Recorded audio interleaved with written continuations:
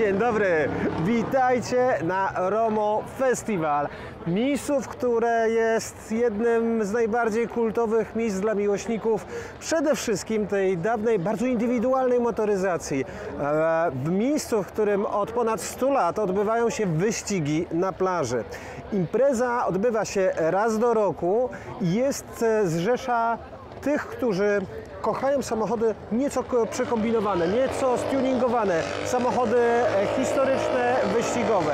Mogą wziąć w niej ludzie, którzy mają samochody przede wszystkim przedwojenne, ale są tu wszystkie auta ze wszystkich bloków, ze Stanów, z Europy, z bloku wschodniego, z każdego okresu, bo to jest impreza, która przede wszystkim łączy i tylko tu jest taki jedyny, niepowtarzalny klimat, gdzie każdy ma dosłownie uśmiech na twarzy.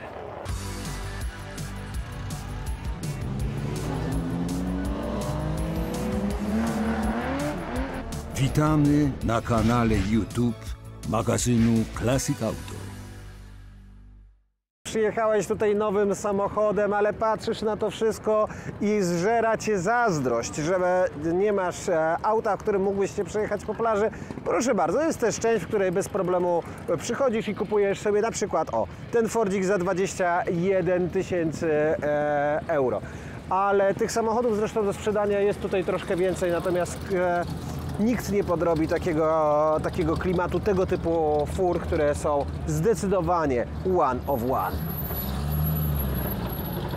Dolnozaworowa V8, tak żeby wszystko zrobić w tuningu tamtych lat.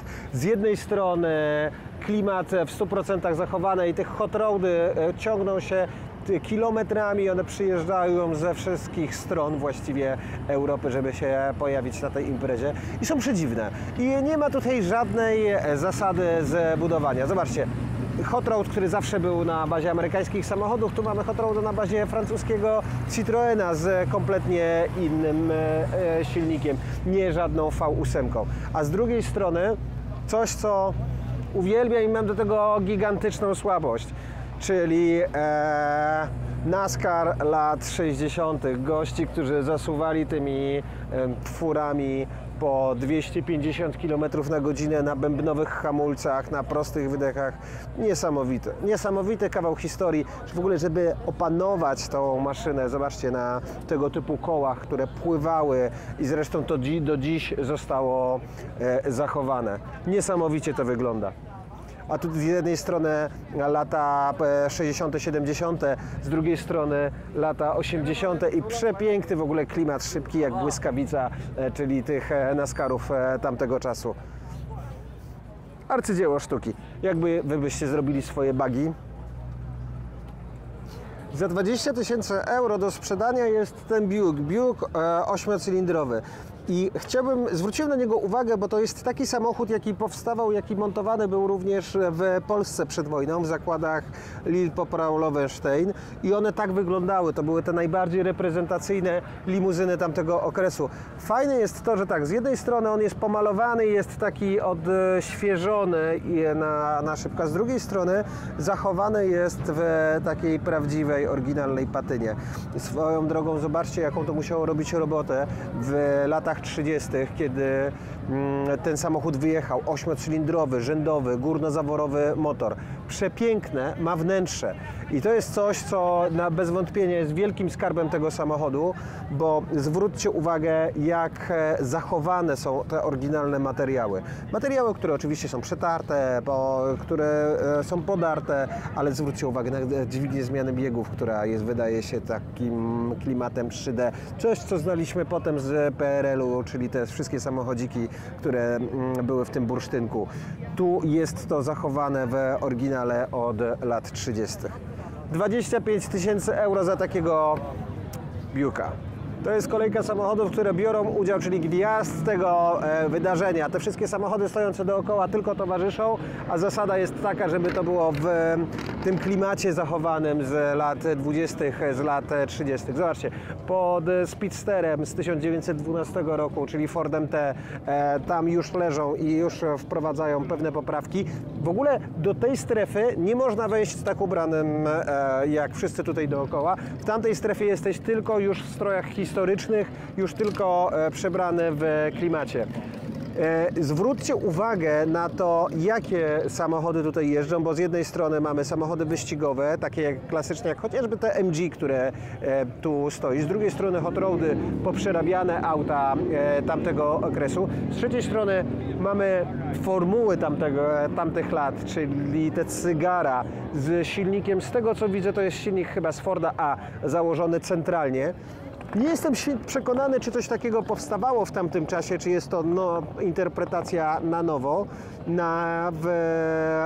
Centralny motor przecież to dopiero w tego typu bolidach powstawał w autounionach tamtego okresu, co zrobiło potężne zamieszanie, ale tak czy siak jakby klimat zrobionych tych sprzętów jest naprawdę mocny. To jest trasa wyścigu, tam wystartowały dwa, oni czekają wszyscy w kolejkę i tędy wracają.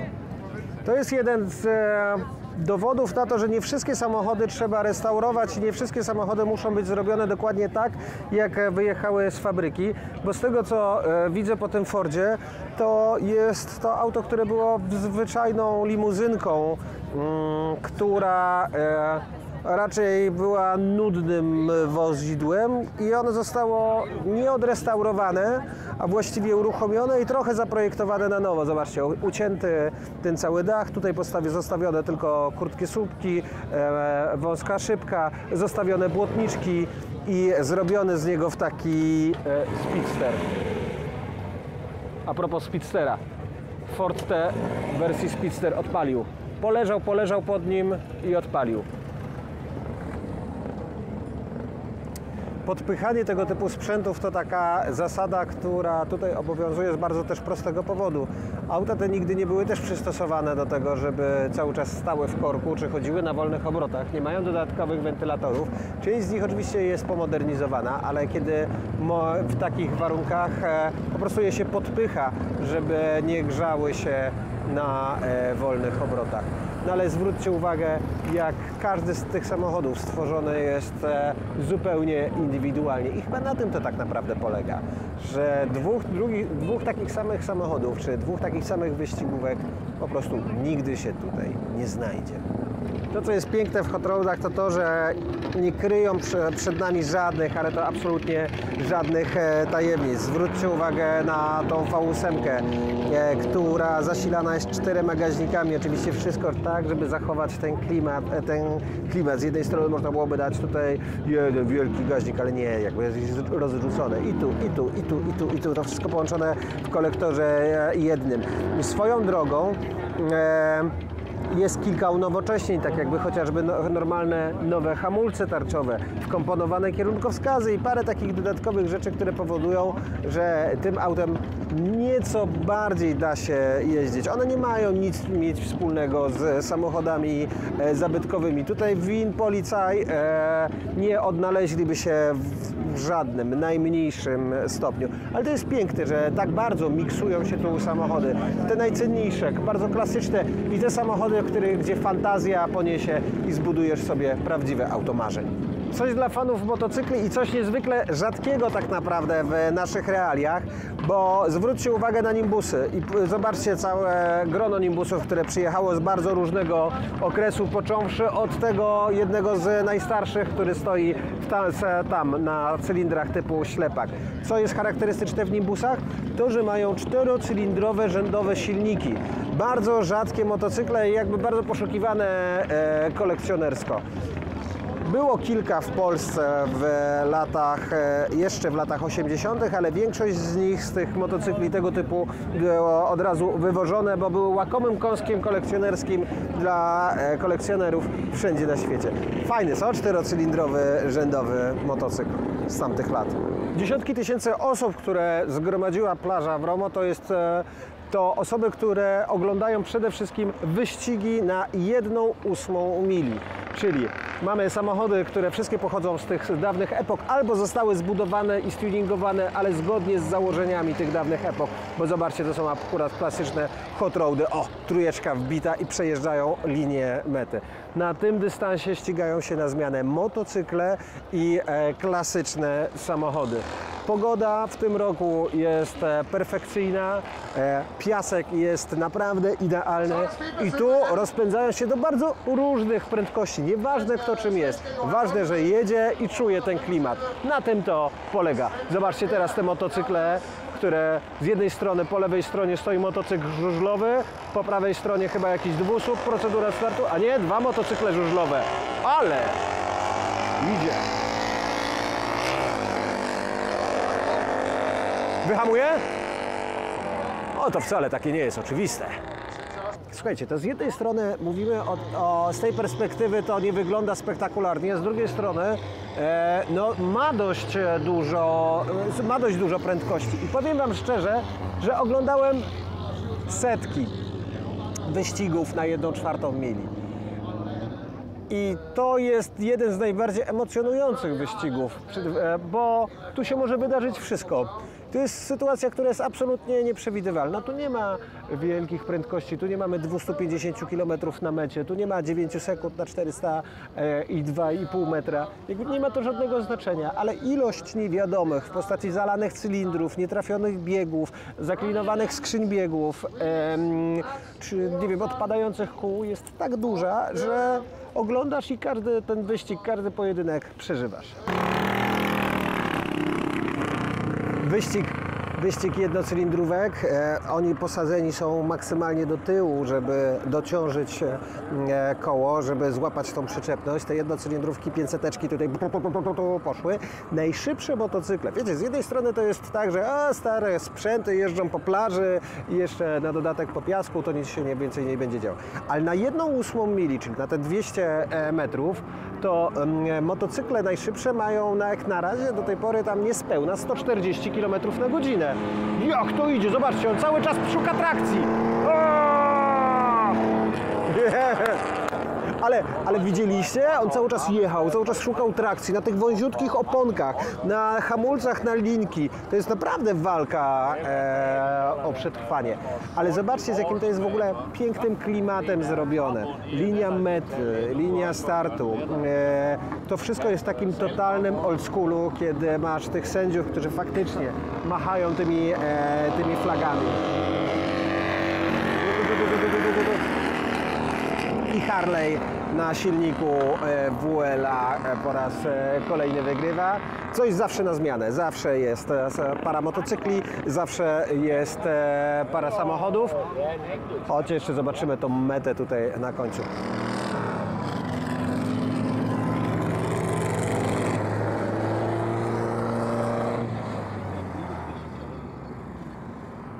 Ale klimat, co? Po prostu sam siedzę i nagrywam telefonem każdy z tych przejazdów, bo naprawdę jest emocjonująco.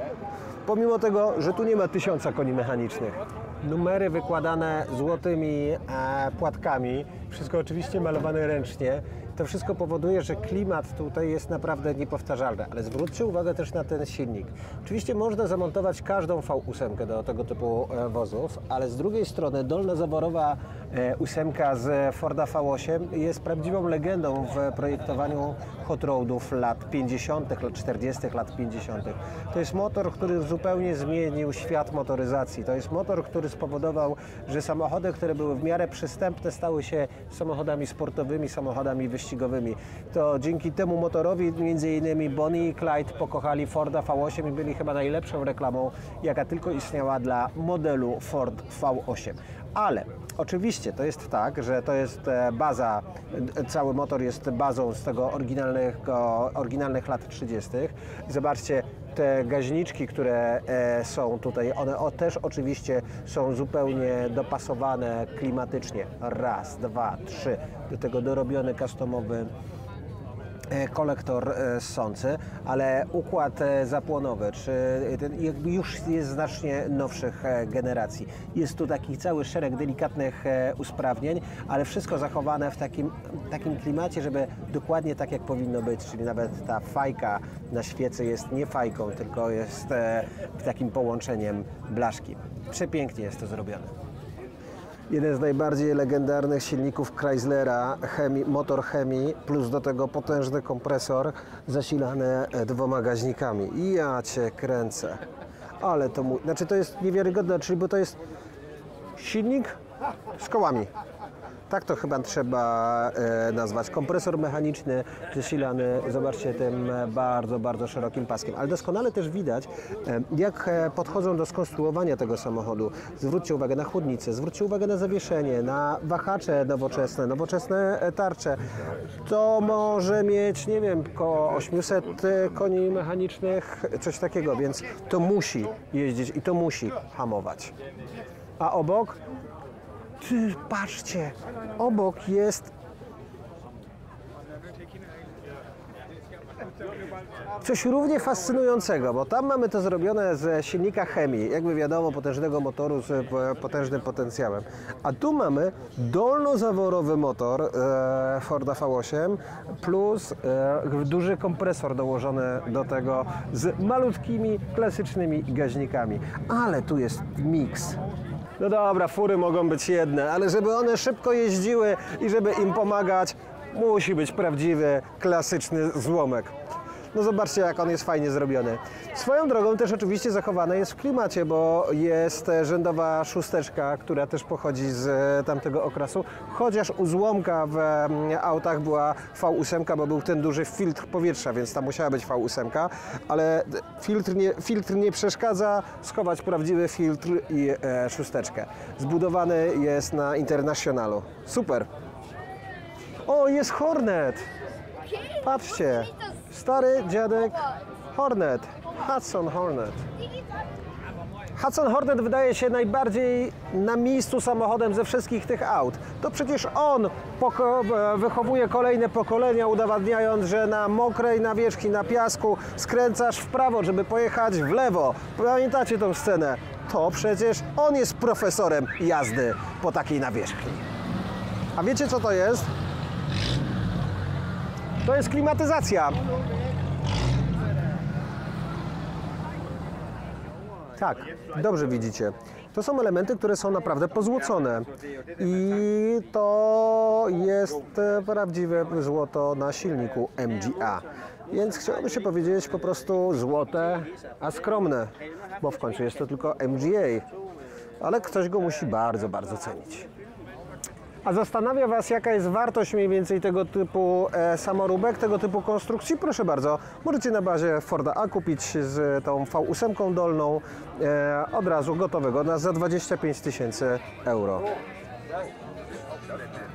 Bez wątpienia warto zwrócić uwagę na takie pojazdy jak ta ciężarowa Scania, bo to samochody, które nie przetrwały próby czasu. Samochody, które eksploatowane były najczęściej do cna i dziś zachowało się ich naprawdę bardzo mało, pomimo tego, że to właśnie one przecież były jednak z najważniejszych pojazdów w tamtym okresie. Moje zainteresowanie też wzbudza ta Setra, która tutaj jest, z tymi charakterystycznymi, zobaczcie, szybkami na dachu, które są panoramiczne na górze, cały ten front, te boki z tyłu, ten charakterystyczny bagażnik. Prześliczna Setra. I super, że działają. Dziś te pojazdy są niezwykle kolekcjonerskie i bardzo, bardzo, bardzo drogie. Indywidualna motoryzacja ma naprawdę bardzo, bardzo różne oblicza, bo zobaczcie, to jest oczywiście poczciwy L-Tech, który został bardzo mocno zmodernizowany, posadzony zupełnie na glebę. Do tego dołożony centralny silnik, ale to wygląda, ja cię kręcę. Z potężną turbiną. Pojazd, który bardziej przypomina małego resoraka niż w rzeczywistości sprzęt, który powinien jeździć. Kabina jest L-Techowa, ale z tego co widzę, rama jest z ciężarówki International, a silnik chyba z Volvo. ale fajnie. Super, że powstają takie projekty, gdzie nie ma granic, gdzie jesteś w stanie zbudować wszystko, co sobie wymyślisz. I to jest piękne w motoryzacji, żeby się nią bawić. No i to jest ta strefa, o której Wam mówiłem. Jeśli macie pojazd przed 1958 rokiem, to tam powinien być zaparkowane. To jest taka impreza, w której naprawdę bardzo, ale to bardzo mocno promuje się tą motoryzację bardzo przedwojenną, ale nie wyklucza się w żadnym wypadku to, czym jeździsz. I są tutaj goście, którzy przyjeżdżają samochodami z lat 80., 90. Są nawet tacy, którzy przyjechali Teslą i oni również między innymi wjeżdżają i stają pomiędzy. Ja tam patrzę sobie na, Kobrę. Ja, tam stoi Kobra, ale przepiękna jest jeszcze z tych wczesnych bardzo serii. Natomiast jeszcze jeden niezwykle ważny aspekt to taki, że impreza jest darmowa. Nie ma tutaj biletów, po prostu przyjeżdżasz i możesz chodzić, oglądać. A my dzisiaj pokazaliśmy Wam to wszystko z perspektywy właśnie takiego widza. Człowieka, który wchodzi, nie musi mieć akredytacji, znajomości, tylko przyjeżdżasz na miejsce i stajesz się wielką częścią tej społeczności. Jeżeli chcesz prenumerować magazyn Classic Auto, zapraszamy na stronę www.classicautomag.pl/sklep. Link znajduje się w opisie tego odcinka.